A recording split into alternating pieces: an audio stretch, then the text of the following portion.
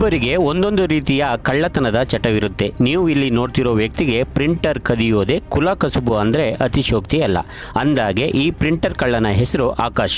25 ವರ್ಷದ ಈ ಖತರ್ನಾಕ್ ತುಮಕೂರು ಜಿಲ್ಲೆಯ ತುರುವೇಕೆರೆ ತಾಲೂಕಿನ ಅಮ್ಮಸಂದ್ರದವನು.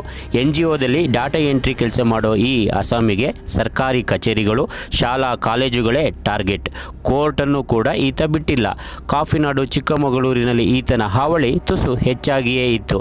ಕಡೂರಿನ ಮೆಸ್ಕಾಂ ಕಚೇರಿ, ಬಾಲಕಿಯರ ಜೂನಿಯರ್ ಕಾಲೇಜ್, ಅಜ್ಜಂಪುರ ತಾಲೂಕು ಕಚೇರಿ, ಬೀರೂರಿನ BO ಕಚೇರಿ, ಜೂನಿಯರ್ ಕಾಲೇಜ್, ಮುನ್ಸಿಪಲ್ ಕಚೇರಿ, ತುಮಕೂರಿನ DC ಕಚೇರಿ, ಗುಬ್ಬಿ ಕೋರ್ಟ್, ಗುಬ್ಬಿ ತಾಲೂಕು ಕಚೇರಿ, ತಿಪಟೂರು ತಾಲೂಕು ಕಚೇರಿ, ತಿಪಟೂರಿನ ಬೆಸ್ಕಾಂ ಕಚೇರಿ, ನಿಟ್ಟೂರು ಗ್ರಾಮ ಪಂಚಾಯಿತಿ ಕಚೇರಿ, ಹಾಸನ ಜಿಲ್ಲೆ ಅರಸೀಕೆರೆಯ ತಾಲೂಕು ಕಚೇರಿ, ಮಧುಗಿರಿ, ಕೊರಟಗೆರೆ, ಶಿರಾ, ಮಂಡ್ಯ ಜಿಲ್ಲೆಯ ಪಾಂಡವಪುರ, ಶ್ರೀರಂಗಪಟ್ಟಣದ ತಾಲೂಕು ಕಚೇರಿಗಳಲ್ಲೂ ಈತನ ಕೈಚಳಕ ಹೆಚ್ಚಾಗಿತ್ತು.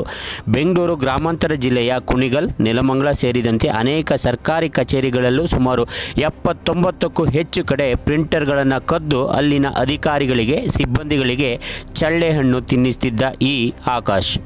ಅಂತೂ ಇಂತೂ ಈತನ ಜಾಡನ್ನು ಬೆನ್ನತ್ತಿದ ಚಿಕ್ಕಮಗಳೂರು ಜಿಲ್ಲೆಯ ಕಡೂರು ಪೊಲೀಸರು ಪ್ರಿಂಟರ್ ಕಳ್ಳನಿಗೆ ಸರಿಯಾದ ಸ್ಕ್ಯಾನರ್ ಹಾಕಿ ಕೆಡ್ಡಕ್ಕೆ ಕೆಡವಿದ್ದಾರೆ.